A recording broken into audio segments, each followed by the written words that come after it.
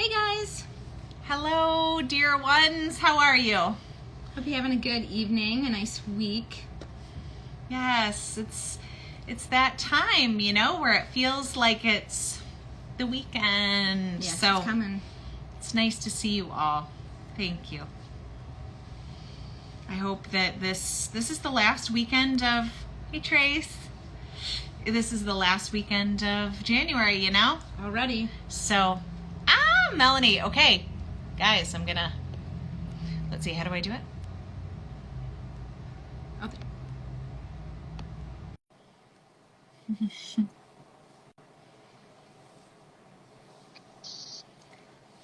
Happy Friday! Happy Friday to you. Hello. How are you? Hi, I'm good. How are you? So great to see you. Yeah. Are you seeing me okay? Is this all Yes, right? Okay, good. it's fabulous. How are things? It's Friday morning there, right? Yes, it is. It's pretty much, well, I mean, I haven't started work yet, so I mean, everything's the weekend for me right now, but yeah, it's also the weekend for everybody else, I guess. Good, good. Yeah. Love that sweater you're wearing too. Yes, tell us about Oh, your thank sweater. you.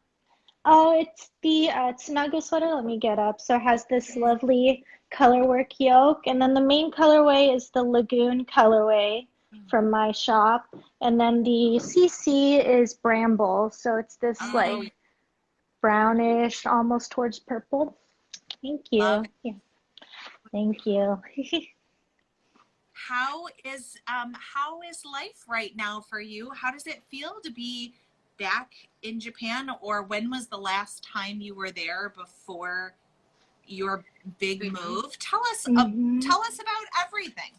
Okay, so it's like a little bit of a long story, but so last beginning of last year, so I've had my mid-century modern vintage furniture shop with my husband for I believe 3 years before this, before I started the yarn shop. So I was doing that for a while, but then we were living in LA. Rent was super expensive, and we were kind of at a point in our business where it was like we either, in order to go, it was either build a make a brick and mortar, like have like a warehouse or something to keep our stuff because at the time we were actually selling through our home. So our home was actually a showroom. Oh wow! So Which people could I come. it's gorgeous. So Oh, thank you. Yeah, so it was like a little like, I don't know, it was really nice to have the showroom in our living room because we would always switch out furniture. Like I always had something new to look at, which was cool. But also at the same time, like random people would show up to your house and be like, "Can I look at your stuff?" and then buy it.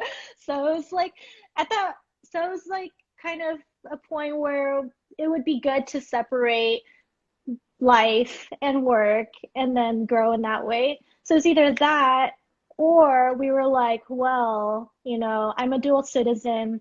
So, and then at the time, my mom was coming back to Japan for a little while to visit my grandma, her mom. So we're like, we would come here every year. And I came to Japan every single year since I was like 3 months old. So I knew this place pretty well. So we were like, well, we could just, sell our stuff, just, all our inventory, get our savings, and like buy a house. Because before all this, we've heard of houses where Japan, like the houses can be really cheap, the older houses, because they want more people to move into Japan because they're losing so much of their population. Okay. So there's a lot of cheap, really old houses in Japan in the countryside. So at first we were looking at that, but then we realized that they wanted you to be like farmers or something, like you needed to get a special permit, and the houses were really old and like very fixer-upper, and we were like, oh no, I don't want to do that.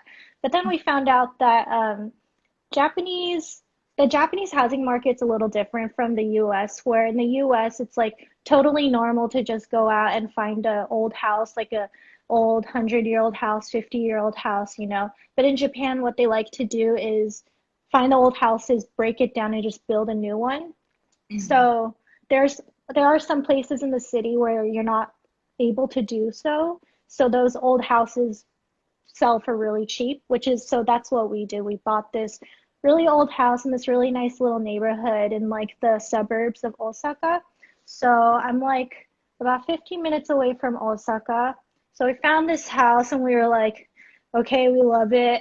And then I mean it's cheaper than LA. Like anything is cheaper than LA, I Yeah. guess, like except for SF and New York, I guess. So we're like, I mean, it's cheaper than what we're used to. We have like we're able to make savings out of our inventory. We could liquidate all our assets for the shop. So that's what we did.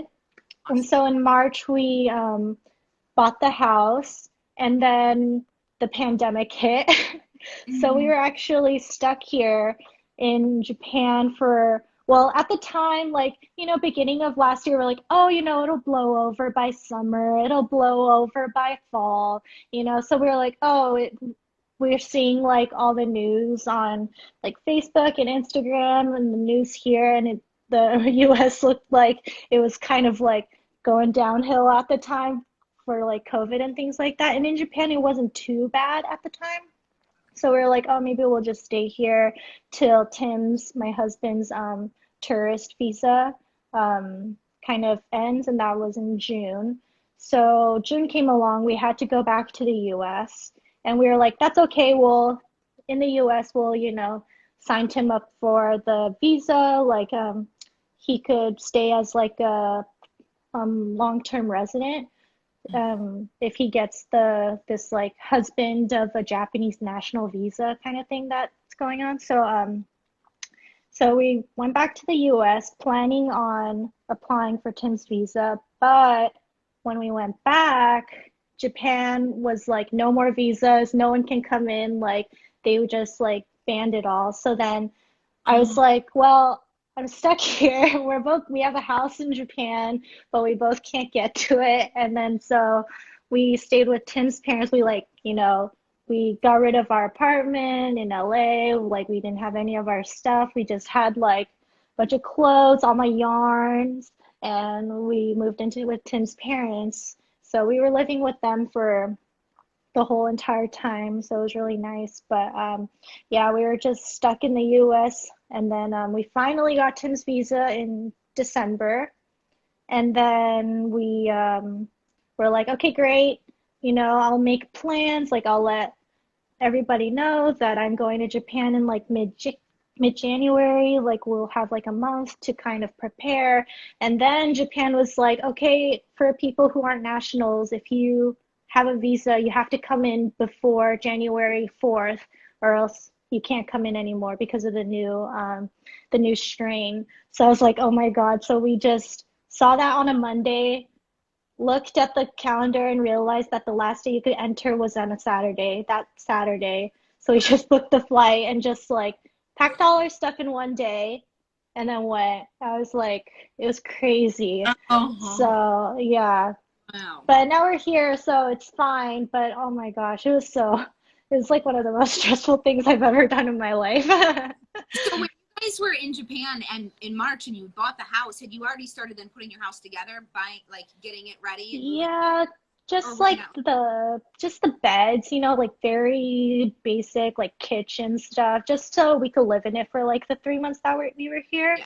And we were expecting to come back like in a month after. We're like, oh, we'll just stay in America for a month, see family, get the visa ready. It'll be easy. And then we stayed for like 6 months. But yeah.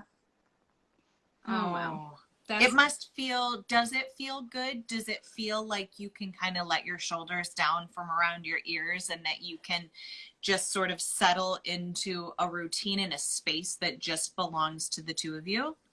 Oh yeah, totally. It was really nice to be able to stay with Tim's parents and be able to see his family and be next to family and all that, but I forgot the feeling of how it is to like be able to wake up and be able to look at your own home and be happy with it, because mhm. we were just in one room, that was our space, and then everybody else was in the living room. So it was kind of like cohabitating for a little while. So it's really nice to just wake up and like go into the kitchen and make a coffee and be like, oh, this is my home. Like I live here.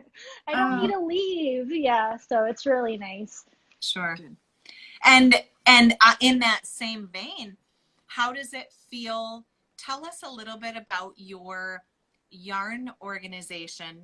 We haven't had the chance yet to watch your podcast about reorganizing our stuff, and maybe others haven't. So tell us a little bit about what your creative space looks like, both professionally and personally. What does your yarn look like? What does your dyeing situation look like? And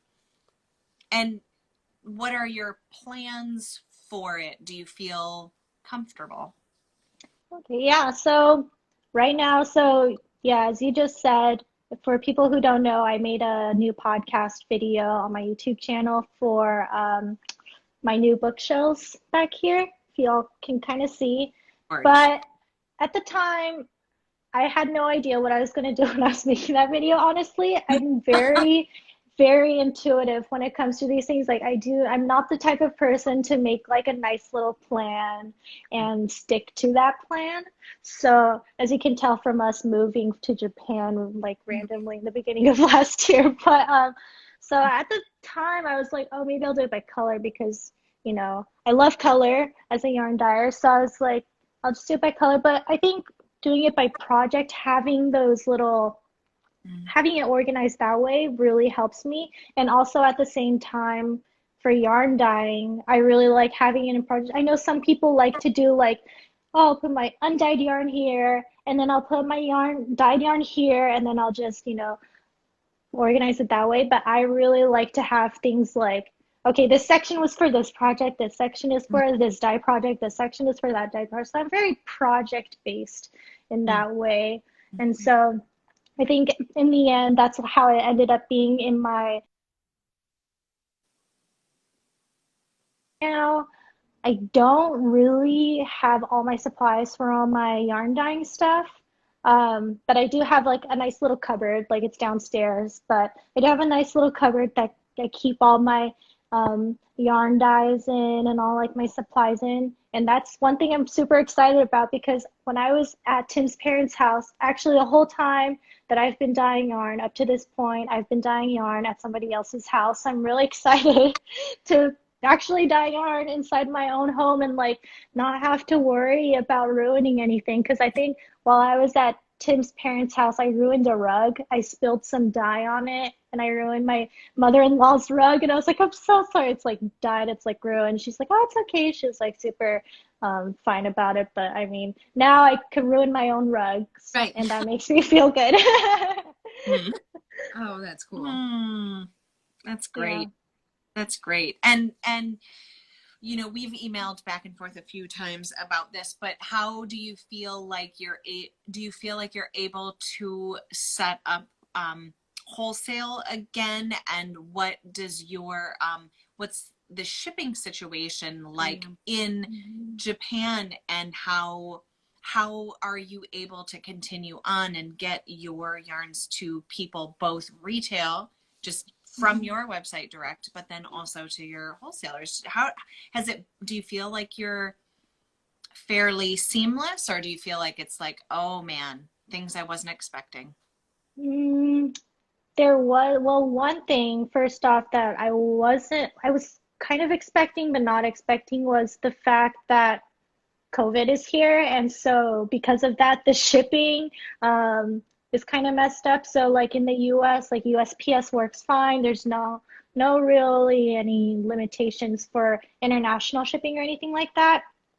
And as like an American coming to Japan from America, I just automatically assumed that the shipping here would be totally fine as well. But in Japan Post doesn't ship to certain countries due to COVID. So like US, Canada, England, things like that. So I've had to figure out another shipper. So I found out that there's another shipper called Kuroneko Yamato, which is like the UPS of Japan. So they ship anywhere. So, and I think I feel more comfortable with them anyways for shipping large quantities and large value orders, just because since they're more like UPS, they have like the insurance and all Mhm. that jazz, and they also have branches in the US as well to help with shipping. Yeah. So I think it worked out in the end because I was able to find them and be more assured that the larger, more valuable orders would be taken care of. But the Japan Post is actually really, I didn't expect it to be that economical, but they do have really great economical options out Nice. there for when shipping does come back to normal for the US, which is really great because I was super worried that like shipping would be more expensive than the yarn, which would be crazy. Right. So yeah, that's good that they have really economical options. So right now, I think I'm only able to ship to like Asia, some parts of Europe, and I don't think I'm able to ship to the Americas, so like Canada, North America, South America. Mhm. But hopefully, shipping gets back to normal and I could ship out totally fine. But until then, I'll have to use that UPS type of thing. So shipping is a little expensive, but the good thing is that they do it by size of box. So I Mm. could like put in as many skeins as I need, and then like hopefully that helps with shipping for when people do want to order from the US or Canada. And still having an option is great. That at least there's Yes. still an Yeah.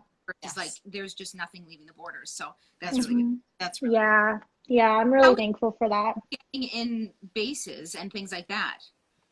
Yeah, so I've had to change pretty much all my bases. So before, um, all my suppliers were in the US, but now that I'm in Japan, it doesn't really make sense for me to buy something from the US, have it shipped to Japan, and then ship it back to the US to customers. Mm. Like, it's just the shipping is kind of crazy if I end up doing that. And the shipping from Europe is actually not that bad from Cool. Europe to Japan. So that is what I'm gonna end up doing. So my supplier is now based in the UK, and then the shipping is pretty almost like how it was when I was shipping in the US actually. I don't know why, but the shipping isn't too bad. So that's what I'll be using from now on. So all the bases have changed. I'm still like figuring out there's a lot more new bases, new to me bases that I'm really excited to try actually. So I'm really looking forward to that. But Yeah. yeah. When do you think you'll start doing some of that playing that you'll get to have time to, or have you already done some playing around or not really yet? Right now, I don't have the yarn yet. I am planning on ordering it so that I could just play with it. Um, but I'm looking forward to that. But also, I do have a supplier in Japan that also does like rovings and fibers, just like Mm. roving and things like that. And I spin yarn. So I was Oh, like, well, this might be nice. So then I think I'm just gonna play with that over this weekend actually, because I just cool. got it in yesterday. I got some samples in. So hopefully I have that for the shop too. But Very yeah, we'll cool. see if that works out. Oh, fun. Very cool. Yeah. And while you're in transition right now, or settling in, um, as far as like the creative muses, like do you feel like the floodgates are opening? Do you feel like you've been able to create? Do you feel like you've been able to do you feel like you've been stagnant, or what, how does that feel to you? Mm, it's been pretty steady actually. Like it's sometimes I do feel a bit stagnant, like you said, but like I think just being able to have the freedom of having my own home and just, yeah, having that off of my shoulders really just helped so much. And in Japan, like you take a bath every day. That's like the thing you do. So every day I have like a nice hot bath and I sit there and I'm like just thinking about yarn and like color. And it's just honestly having that moment to yourself just really helps so much. Like That sounds just having that, amazing. Seriously. That sounds yeah, amazing. it is really nice. So it's been really good actually, and just being And a lot of my colorways are like Japanese inspired because of me growing up as a Japanese American.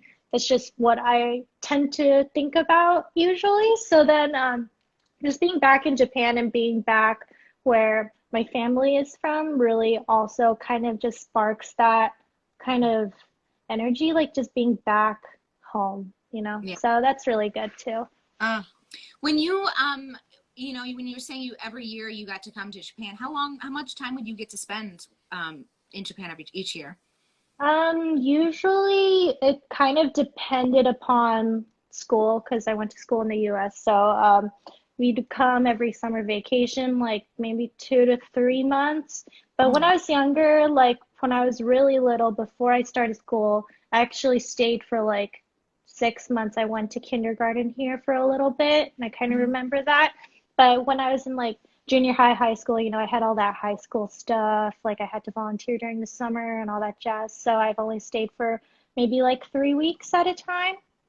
And then when I was in college, when I first brought Tim over, we've only stayed for a few weeks at a time as well because we used to work like at an office job. So we had to also take that into consideration as well. Yeah. But Save up all that time. Yeah.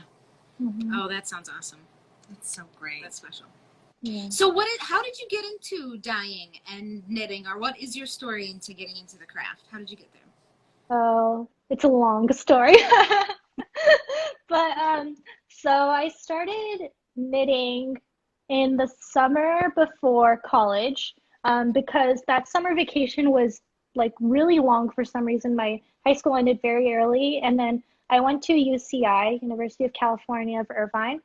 So that started really late. So I had this huge, huge gap of summer vacation, and I was so bored out of my mind. And my mom had this like random knitting needles and yarn from this like church auction she went to. So she was like, "Do you want this? You want to try this out?" And I was like, "All right." So then I just went on YouTube and tried it out, and I like fell in love with it.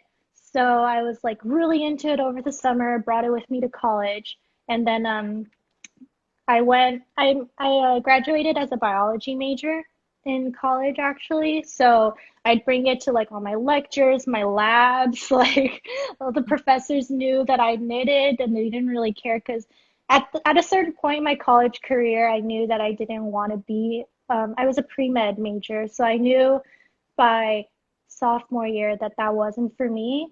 And then at the time, at UCI, um, there are more other creative majors out there, and I knew I wanted a creative major, but by then I had so much biology, like what do you call it? Biology classes that it would take me another 4 years to get through college in order to get like an English degree or an art degree. So I was like, you know what, I'm just gonna finish up the 2 years. Like I'm not gonna use it, but whatever. Like maybe I will. You never know. So so I graduated in biology, but I took that all through college with me. That was like the things that really just kept me afloat. Like I didn't love doing this biology stuff, and I had to do it full time, and the knitting really just helped me. So that I carried with me through everything. And then before Oxford Patina, before the mid-century modern um, business, I was actually working an office job. I was a what do you call that? A purchaser, a buyer for this what would you call that? Like like those companies that those knockoff makeup companies, like it looks like a Sephora brush, but it's not really. And then you get it from like you get it from Ross or like TJ Maxx, like it looks like this thing, but it's not. I worked for one of those companies. So I would my boss would actually go to Sephora, take a makeup brush, and the company I worked at, they did beauty supplies, so makeup brushes, hair brushes, things like that. And she would actually go to Sephora, take like a whatever makeup brushes, hair brushes she liked, give it to me, and she's like, "Okay, I need you to figure out how to copy this." And so I would go to like a Chinese factory and be like, "Hey, can you make this but cheaper?" And they'll be like, "Okay." And then You were the one going that to was the my job. saying like Yes. stuff. Oh my gosh. gosh, wow. Yeah, I was like those knockoff companies, like we straight up, yeah, it was a terrible job. I hated that job. But so I would work with these Chinese companies, and meanwhile I'm like knitting this whole time. Like they I'm like knitting at my desk, I'm knitting at lunch. Like this was like I hated my job, and this is what kept me afloat. Like this really just carried me through. But Amazing. yeah, but like at the job there was like a certain point where, well, there's a point at a job, even if a job you hate, where you've hit a point of like, well, I'm used to it, so it's okay kind of thing, you know? Like, I hated the job, but I mean, it paid okay, and the people weren't too bad, and like, you know, everything wasn't too bad, but it's just I didn't like the job. So I was like just pushing myself through, you know, like it was my first like full-time job as a college graduate. I didn't know what it really was. I'm like, maybe everybody hates their job. I don't know. Like, how am I supposed to know? And so then I kind of stuck through it. But at a certain point, like there's this one time that I remember like so clearly where I had to copy this hairbrush, this very fancy hairbrush.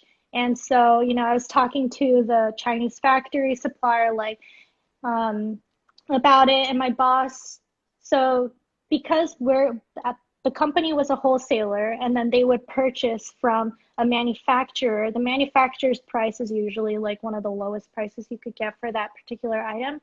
So she was telling me, okay, we need to sell the TJ Maxx at X price, so you need to get this price from the manufacturer so that we could get that price to TJ Maxx. So I was like, okay, and then so I was negotiating with the factory, and then he was like, he couldn't go down on the price, and it was like this whole thing. But then the point that really like kind of made me quit or want to quit, or when that seed kind of went into my brain, was when he emailed me back, and he was like, well, if you really want me to lower the price, I guess I could lower the salary of the workers there from $4 to $3 an hour. And I was like, oh my God, that's what you're paying them?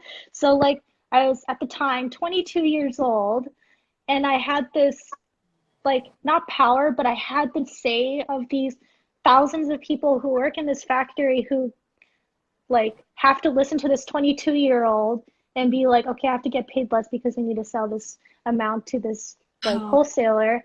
And it was just kind of like really hitting me that working for these companies, whether even if it was okay at the time, like working there was okay, it wasn't okay for me personally to be in that cycle of like exploitation and like just not paying other people enough, even though I was also not being really paid enough.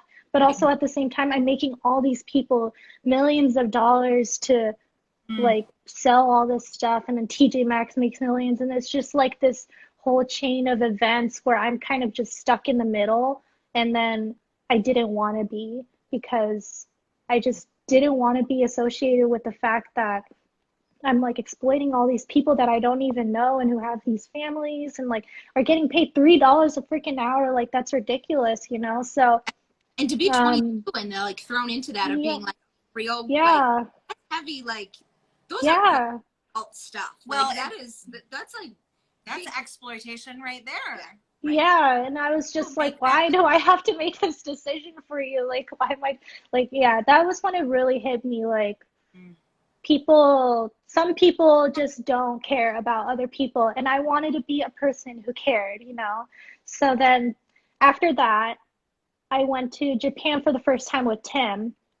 And then we were at Disney Sea, and I was like telling him all this stuff. Like, oh, I hate being there. I hate like having to do this. Like, I hate, you know, working with these Chinese companies that like don't pay enough. And then also we don't pay enough, and it's all this stuff, and then all blah, blah, blah. And then I remember we were in line for the Toy Story ride at Disney Sea, and the wait was like 2 hours. And he was like, you know, you could just like write up a resignation letter right now and just send it. And I was like, okay. And so then I just sent a resignation letter from Disney Sea in Japan. And then I was like, yeah, you know, I'm not coming back. I'm like, done. I can't have, because I'm like so happy at the vacation. Like, oh, wow, like this is how happy I could be. And this whole time I wasn't happy. So then I was like, I can't go back to not being happy every single day. So I That's just awesome. quit. Bravery, Yeah. those feelings that you're having that you actually did it. Like, because a lot of times you talk a big vacation game and then you come back. Yeah. So I love it. I mean, that is the vacation story I've ever heard. That is awesome. Yeah, so I quit, and because at the time Tim also had his job, so I was like, well, you can have your job, and then we'll stay afloat while I look for another job. And he's like, yeah, that's fine. And then we came back, and then he went to work, and I'm like, job searching. And then he comes back home in like 30 minutes, and I'm like, why are you home? And he's like, well, how we took a long vacation, he like fired me. And I was like, oh my God, what are we gonna do? Like, I quit because I thought you had your job and now you don't have your job. And he's like, yeah. And then also, while this is all going on, Tim's really like the really big mid-century modern kind of fan. Like he's been super into vintage stuff. So he's been buying chairs, and we had like 5 chairs at a certain point. I'm like, you're gonna need to sell this stuff. Like we can't just have 5 chairs for 2 people in this tiny LA apartment. And he's like, fine. So he's been like selling stuff on Instagram and on Craigslist this whole time. He's like, if I really lean into this, like we might be able to make a living off of it. And I'm like, yeah, that's true. And then he's pretty good at Instagram, but I was better at it. So then in the end, he's like, okay, well, you take the pictures and do all the website stuff, and then I'll find the stuff and like do all the deals and all that stuff.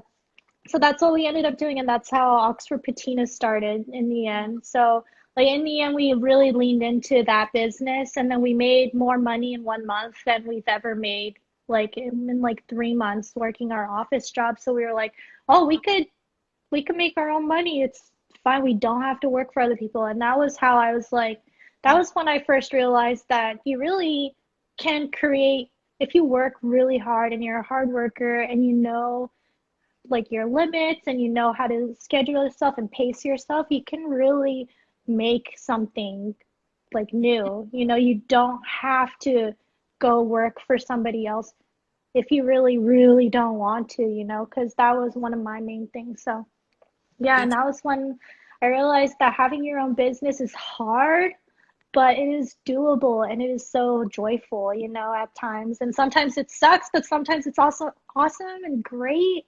And I think yeah. So after that, and then we moved to Japan and we sold all our assets. We were like, well, what are we going to do? We don't have furniture anymore to sell. And because of COVID, all our furniture friends, like all our mid-century modern vintage friends, they were really having a hard time because of COVID, because they had to close their brick and mortar. Like you can't really meet up, like strangers can't meet up anymore because it's dangerous. You can't meet up to sell. So they're having a really hard time. So they're like, oh, we can't do that. And so then Tim was like, and that also, while this is happening, I'm also dyeing my own yarn because at the time in college, I couldn't afford to buy indie dyed yarns because I was working full time at a Uniqlo and then also going to school full time. And then I was like, I wish I could, but I can't. So then I found out that you could dye your own yarn, and that's how I started to dye. Cool. But by then I was like pretty good at it. Like I could make my own colorway, repeating colorways for myself at least. So then I was like, why don't I just do it for other people too? Because I love it. I get to touch yarn every day, which is what I've been doing anyways. So that would be awesome. So then when we had to come back from Japan, it was actually such a awesome thing because of that, I was able to just really sit down and start this business, because otherwise I think I would have been a bit too busy in Japan trying to figure everything out. Like I was able to really get a really good foundation for myself and my business while I was in America. So I'm really thankful for that. But yeah, that was a long story, but that's how everything started. Love it. That's cool. Oh, I love it. So what is random curiosity, but what is your husband doing then for work now? So right now he's actually applying for to work in vintage shops in Japan, because he's learned Japanese he's like pretty okay with it now. He's actually like quite good for studying for 6 months, but he's been studying like hardcore every day. Like while I was working, he was like helping me skein yarn while listening to like Japanese stuff and like studying Japanese flashcards and all that stuff. So he's been studying every day. And now that he's like pretty okay with it, he it's like a lot of the vintage shops here, they really struggle with English, so he Oh, can really bring that to the table. oh, So yeah, wow. so he's got some interviews lined up, I think. So yeah, Cool. hopefully that works out. Yeah. Well, that's awesome that he can still do what he's passionate about still. Yeah. I love that. Oh, Someone asked the question earlier, with your knitting, do you add, have you incorporated Japanese knitting stitches into some of your stuff? Do you play around with any of that? That to me is gorgeous, Oh yeah. intimidating. Yeah, I love Japanese patterns and Japanese knitting stitches. I am planning on hopefully making some Japanese projects myself because there are a lot of Japanese knitwear designers that aren't like on Ravelry or don't really have like a big name on Ravelry. Like I find it on Ravelry, but it's also always very like a small little, like only 3 projects or only 1 project has been made because it's only inside Japanese knitting books. So Oh, now that I have a lot of bookstores all around me that are in Japanese, I could find those particular really small names. So I'm hoping to make some projects out of that because yeah, they're really great. And also there's a craft store near my grocery store here. And so they have a lot of Japanese yarn companies that I didn't really know about. So I'm really excited to try those as well. So yeah, really awesome. excited. Yeah. Is besides some of the like intricate knitting stitches, are Mhm. knit patterns different? Do you read them differently? Oh Or is yeah. Yeah, it's pretty different. Let me show you yeah. really quick actually. So this is like a Japanese knitting book that I found I really like. But so it's really beautiful. It's got some color work. It's got some shawls, but the reason why this book is so thin is because Japanese knitting patterns actually read without any in the patterns we're used to, it's all written out like knit to the end of the row, blah blah blah. But in Japanese, it's all just Oh, a skim. diagrams, a schematic, exactly. So everything is charted, so it's very complicated and scary looking. And right. everything, all like the basic, like, you need to knit this piece first and then knit this piece. All that, like, very basic instructions are written, but all the pieces are all just charted and, like, all the cast-ons are all just written out like this. So Wow. it's a really different. And then, yeah, you kind of just have to hope Okay. that you're doing it right because you really can't tell. And Right. then, another thing that's different about Japanese patterns is that there is very rarely any size, so they're not size inclusive, which is unfortunate. But yeah, it's usually just one size fits all. And then what people normally do is they play with their gauge and they play with their yarns to figure out what they need to do in order to make the size that they need. So Gotcha. that's one thing that's like kind of sucky about it. But yeah. Yeah, that sounds intimidating to me. Yeah, it looks scary. Read it out, but I mean, it's like it would be after you've done a couple of them, you would have such skill or confidence about like this is how I construct, this is how I seam things together, or how I like to. Yeah. You would kind of just have to do that a lot more. Yeah, exactly. It's like a practice makes Yeah. perfect. Yeah. And most pieces, most garments, are they done in pieces? So there's not Yeah. much seamless knitting, is there? No, no. Pretty much almost everything is done in pieces. Okay. Yeah. So quite different from what I feel like it's like 80% seamless and then maybe like 20% like seamed garments when it comes to Yeah. like the things that we look at. But here it's pretty much they're all seamed and all Mhm. that jazz. So I yeah. think kind of like a more of a newer trend. I mean, everything used to be always pieced together, Yes. Right. Yeah. and it, like people say, why when they do design them now, I mean, it is just better structure. and you can get Mhm. better shape out of it. So if there is Mhm. give up, Yeah. definitely. But Mhm. Yeah. I do good with some boxy stuff. Very cool. Oh. Um, in terms of color, Mhm. what inspires you? Oh, Where that's do hard. you, and while you are coming into things here now in Japan in your new life, I mean, Mhm. is it nature? Is it architecture? Is it a little bit of everything? And are you, do you journal about it? Do you keep, notes, or do you just kind of think about a project and what would you do? Or tell us a little bit about that Yeah. process. Yeah. So I think if I had to think about what inspires me in my colorways, it's very like all over the place. Like I can't pinpoint it to any certain thing. But I guess if I had to say, it would probably be feelings, if that makes sense. Like, because, for a lot of my colorways, it also has a tie into my childhood. Like for the bento box sets that I did, that had a really big, like, tie into when I was a kid and I was, growing up as the only Japanese kid in school, and everybody had peanut butter jelly sandwiches, and I had this rice ball. And people would be like, "What is that? Why are you eating that? That's not a sandwich." And I'd be like, "It's really good. You really should try it." And then I'd get made fun of.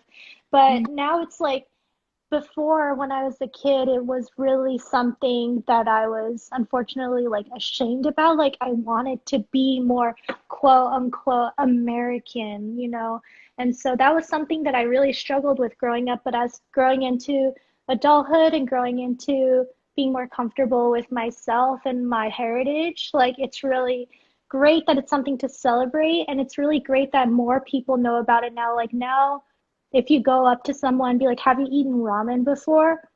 A lot more people will say yes than before. When I was a kid, like people would have no idea what ramen was or anything, or sushi, like we're eating raw fish. I don't know. Like, people are more open to it, and I really enjoy that. And I really enjoy being able to share that with people and being able to celebrate that with people who haven't had a chance to enjoy those things or hear about those things as well.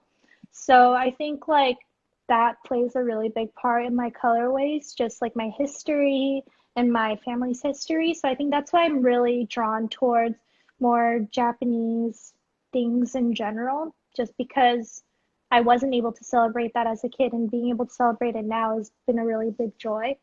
Mm. And then also like um just fun things like peanut butter and jelly sandwiches. Like I said, even though I didn't have them as a kid, I, after a certain point, I would ask my mom, like, "Mom, like I see these kids with these peanut butter jelly sandwiches. This is how," because she didn't know what that was either, because she's from Japan, and she's like, "What are you talking about? What are these sandwiches?" And I'm like, "Mom, this is how you make it. Can you make it for me?" And then after that, it was like my favorite sandwich ever. So, which is why I have the peanut butter jelly sandwich colorway. Oh, I love So it's like that mix of like being an Japanese American kid and growing up in that way, just really kind of, and really bridging that like gap, I guess, like because sometimes it can be a gap, whether it's language or culture, and really bridging that gap between those two countries and being able to be like, "Hey, this is what this is," or "Hey, this is what that is," but in like a color form where people, it's not that people can understand it better because it's in a color form, but people can visualize it, like visualize my love for it a bit more, I guess, in that way. I And love so then I think that really is what kind of inspires my colorways to be what they are. Yeah. What are some of your favorite colors? What do you love? What do you seem to lean towards a lot, or do you have to make I sure that think like you don't make everything the same color? yeah, yeah. I think I honestly, when I first started the business, I would have said that I didn't have a favorite color. Like I love all colors. But then now, like my last update in December, somebody asked me, "Can you line up all your green colorways?" And I was like, "Oh yeah, sure."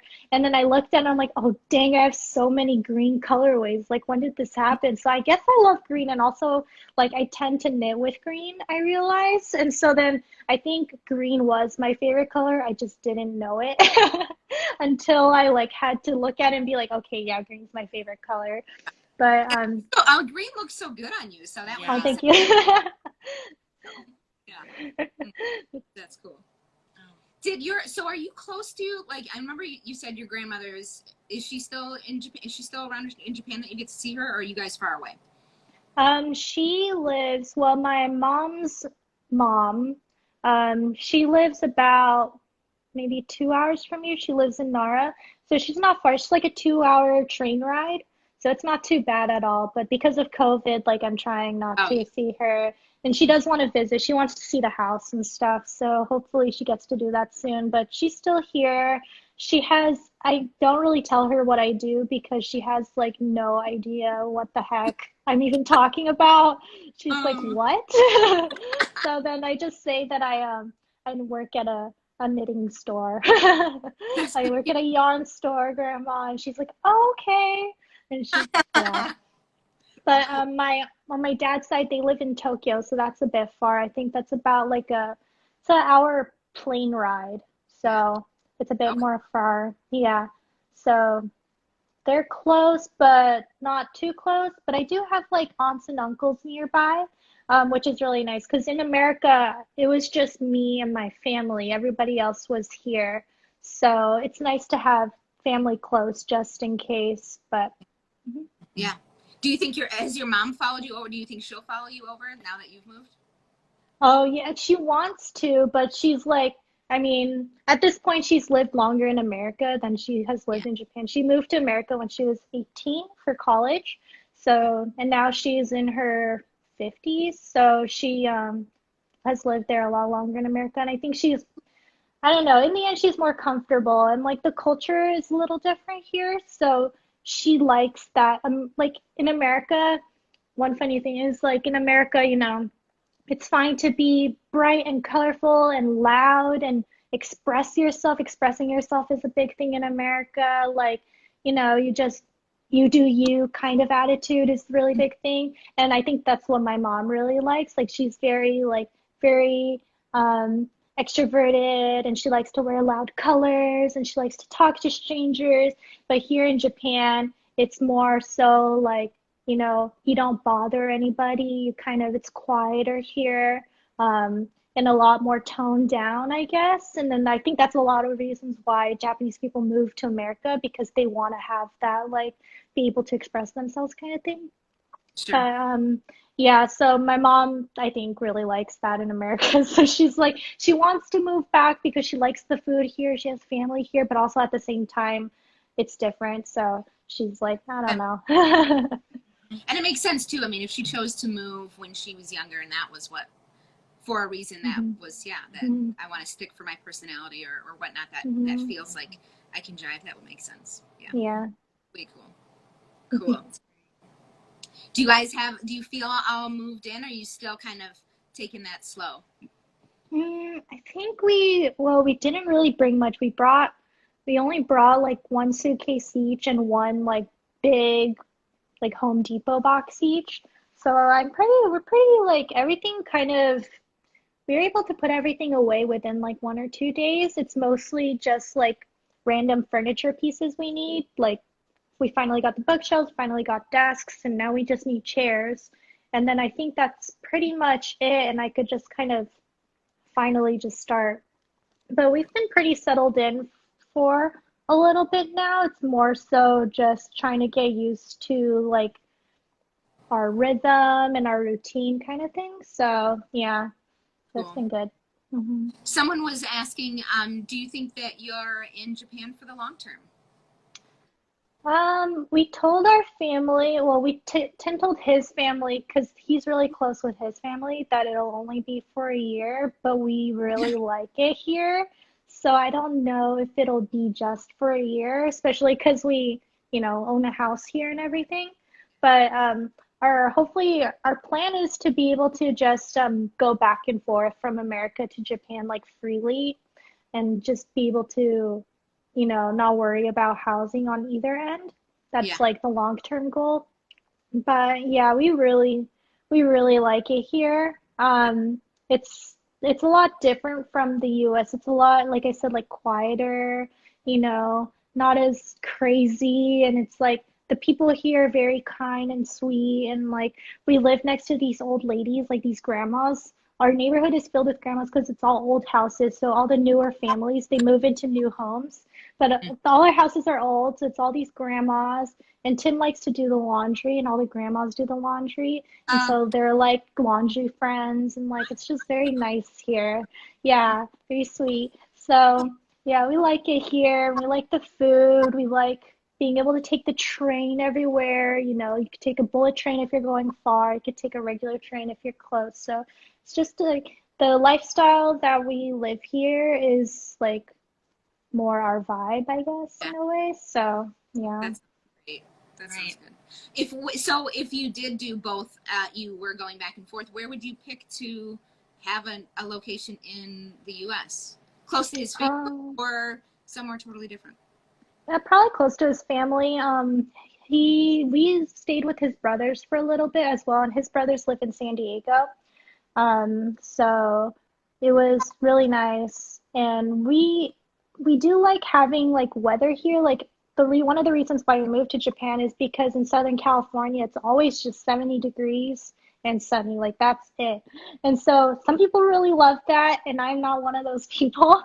So I really like having rain and like having it cold sometimes. I could wear sweat. Like it's so hard to wear knit stuff in SoCal. Like Yeah. just being able to be cold and rainy, and some days it's sunny, some days it's cloudy. Just like that variance is really good to me. But I mean, sometimes it's nice to just have it always be 70, and just what's going to happen the next day. It's going to be sunny and 75. So then I feel like in that sense, San Diego is really nice as well. So it'd be really nice to kind of just, switch Right. back and forth between the two. That's something here that I can't imagine not having, we've got all four seasons and I can't imagine missing that. Hmm. That would be weird. Yeah. We're Yeah, used to growing up.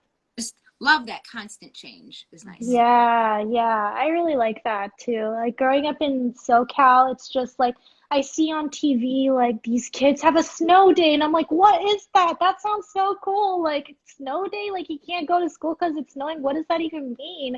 And then like, the most is like it rains really hard one day, and then it goes away the next day kind of thing. So as a kid, I always wanted that. And then Tim, my husband, he grew up in New Jersey, so he's had his snow days and like, autumnal weather, cold weather, and all that jazz. And he's like, yeah, I love that. And I'm like, yeah, I would love that. And so we're like, oh, it's perfect that we moved to Japan because we have that now here. So it's been really nice. Oh, Awesome. that's wonderful. Cool. That's wonderful. What is it like right now? What is the weather like there this time of year? Right now it's really cold. It was a little warmer. It was like in the maybe upper 40s, 50s earlier this week, but right now it's a little colder at like low 40s-ish. And it was raining for a little bit, and it did snow for like 2 days, which was like super cool to me as somebody who never sees snow. So I was like, oh, I'm in my house and I'm watching it snow. That's awesome. So Mhm. yeah, that was really great. Yeah. Yeah. Oh, Yeah, that's awesome. but it doesn't really snow too often here in my area. It's just mostly just gets really cold, which is great for me because I can finally wear my knits. So I've been doing like knit fit type of like Instagram stories lately because I finally can wear knitwear and it makes sense. Like I don't have to sweat in them in order to wear them anymore. Right. So it's been really nice. Yeah. That's Mm, awesome. that's wonderful. Good. We don't want to lose you, so we want to wrap it up real quick so we don't end the thing real quick. Do you want Hmm. to talk about the giveaway? Yeah, so we did a little post earlier today about the giveaway, but we are giving away Melanie 3 skeins of Melanie's merino mo hair sock, which that base for a while until things are different. I think that base is going to be limited edition. What we have Hmm. is the next order that we get from Melanie won't have the merino mohair sock for a while. Yeah. But we have 3 skeins of the sangria and some northern nail polish in this color Bad Axe. That's after Bad Axe, Michigan. Linen face mask and a Michigan enamel pin, the bonfire. But so we're giving that away, and instead of having the giveaway after like we typically do tonight, it'll be up tomorrow between 8 a.m. and 2 p.m. Eastern time. So we'll keep that open during the day tomorrow, so you don't have to flood the website. You won't see it on the website tonight, but tomorrow, which is the 29th, January 29th, from 8 a.m. until 2 p.m. Eastern. Yep. So it'll be the same spot if you go to the woolenhoney.com on the website, and then on the menu bar, it'll be events, and then you'll see Making Comfort and Joy giveaway. So it'll be there, and we're just hoping to kind of, the website's having some moments. So hopefully we're hoping this will ease some of its pains a little bit to be tomorrow from 8 to 2. Yeah. And I wanted to show you, I'm not very far, but this is the colorway that you developed for our yarn club, the Twilight over Lake Leelanau. And I'm just working on the ribbing of a pair of monkey socks by Cookie A. So just because I want to see how it knits up. It's not very good lighting right now, but anyway. So I love working with it, and I have enough to do these socks and a sweater, and the color is so gorgeous. Oh, so good. We're so glad we have gotten to know you. Yes. And we just would, we're so grateful to have met you, and we are so grateful Those that you wanted to. boxes went so quick, so Oh, I quick. know. And gorgeous. They And were so fun. We had a blast with those. And quickly, I mean, within hours, I was like, should we get more? Because they were. So, yes, we're so excited. thank you for offering those up. Yeah. For Oh, yeah. Of course. more projects in the future. We're excited. Yeah. So. Yeah, With, definitely. testing everything and playing around with that. That's going to be fun. Oh, yeah, that'll be so fun. So excited for what the year has in store for us, honestly. There too. It's been so nice to meet you, too. Sounds magical. Yes, Cool. and we're looking forward to working together a lot more. Oh, yeah, for sure. Definitely. So, Well, have a great rest of your day. thank you Thank so you. And you two have a wonderful night. Thanks so much, Melanie. Bye, great. Melanie. Thank you, guys. For jumping on the call. It was really great to see all of you. Yeah. Thanks so Yeah, much. it was great. We'll Thank see you you. next. Bye. Bye. Bye.